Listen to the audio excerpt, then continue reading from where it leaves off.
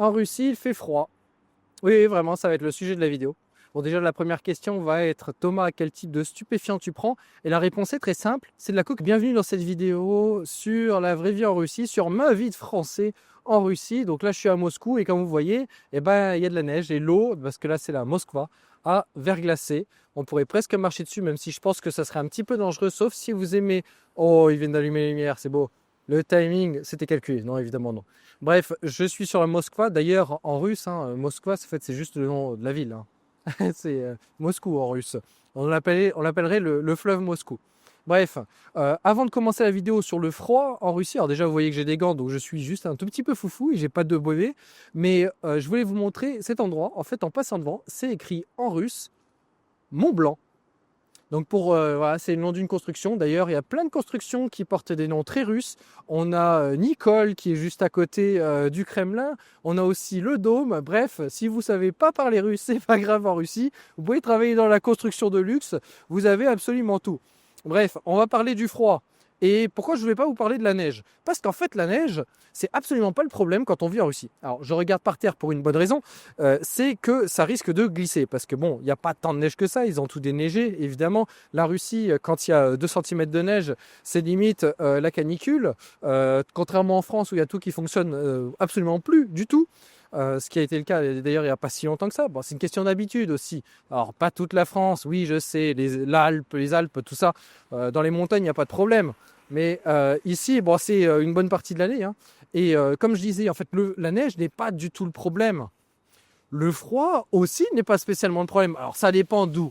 En fait, le gros problème en Russie l'hiver, c'est la lumière. Bah là, attendez, je vais vous dire l'heure. Vous avez vu l'heure? 17h. 17h, ils viennent d'allumer. Et encore, c'est même un peu tard. Parce que d'habitude, là, mon avis, le temps de jour, c'est vachement développé.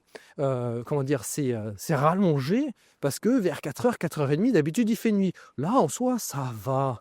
Ça va, il ne fait pas spécialement nuit. On est à Moscou, hein, comme très souvent pour les vidéos. Et c'est la lumière le problème. Pourquoi?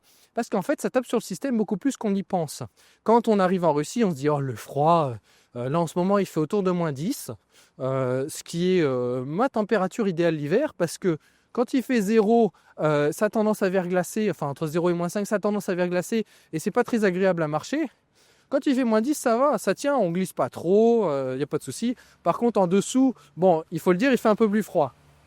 Ah bah voilà, les camions qui embarquent la neige, ils vont aller les vider plus loin, parce qu'il faut enlever tout cet tas de neige qu'il y a eu énormément en Russie ce dernier mois. Et du coup, quand il fait vers -20, par contre, la -20, c'est à peu près ma limite, disons, ma limite de température, parce que en dessous, il fait vraiment frais. Mon record que j'ai eu, il faisait -27 à Moscou, le record que j'ai eu personnellement. Je peux vous avouer que si vous n'êtes pas préparé, si vous n'avez vraiment pas de sous-vêtements chauds, etc., il fait vraiment froid. Alors, il y en a qui ne se les pèlent pas. Alors, c'est mes Kanarovitch.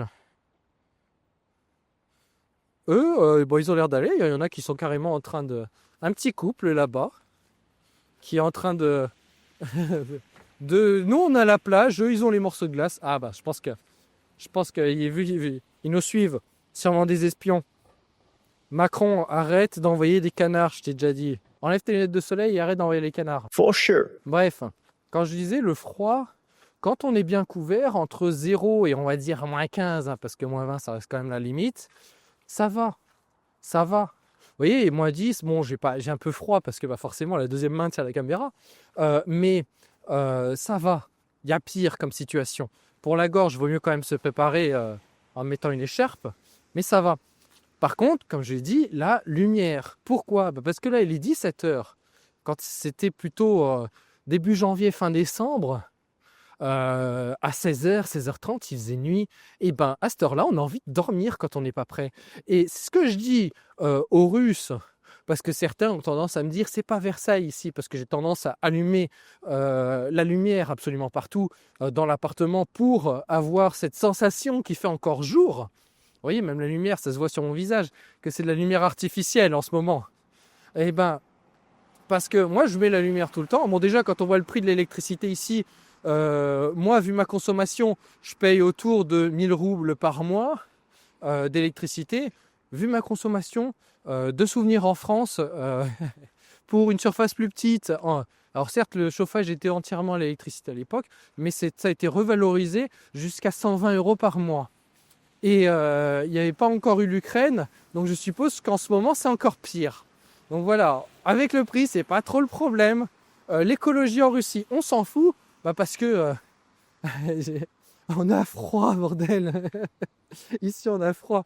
Qu'est-ce qu'on en a à faire d'avoir plus chaud? C'est cool, justement, au contraire. Non, j'exagère évidemment mes propos, mais c'est la réalité. C'est-à-dire qu'il y a beaucoup de choses qu'on dit sur la Russie, par exemple, que c'est un pays qui pollue beaucoup. Ce qui est vrai, c'est un pays qui pollue beaucoup en soi.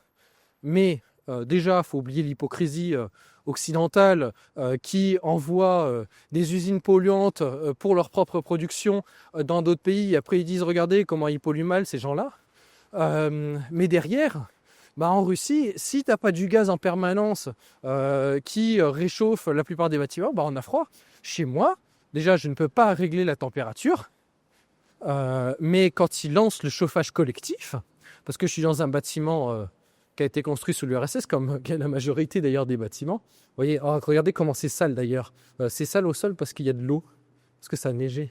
Et je pense que cette pauvre dame, elle a absolument pas peur de me croiser ici. Vous voyez, on est bien en Russie quand même. Hein.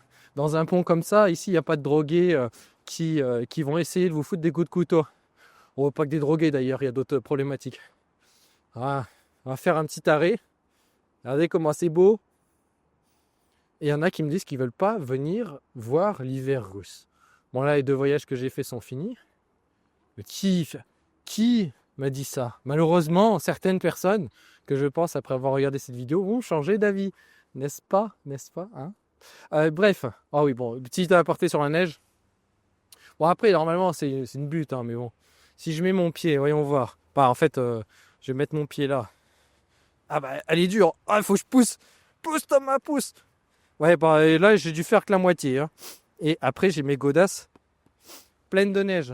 Oui, je suis quelqu'un de très intelligent. Ils n'ont pas envoyé les meilleurs Français en Russie, ça je peux vous le garantir. Surtout le plus futé. Hein. Alors comme je disais, vis-à-vis de l'écologie, je voulais faire un aparté sur les voitures électriques. Parce qu'en France, c'est la mode, etc. Les voitures électriques. Quand j'ai tourné une vidéo avant avec cette caméra et avec ce micro, le micro n'avait quasiment plus de batterie.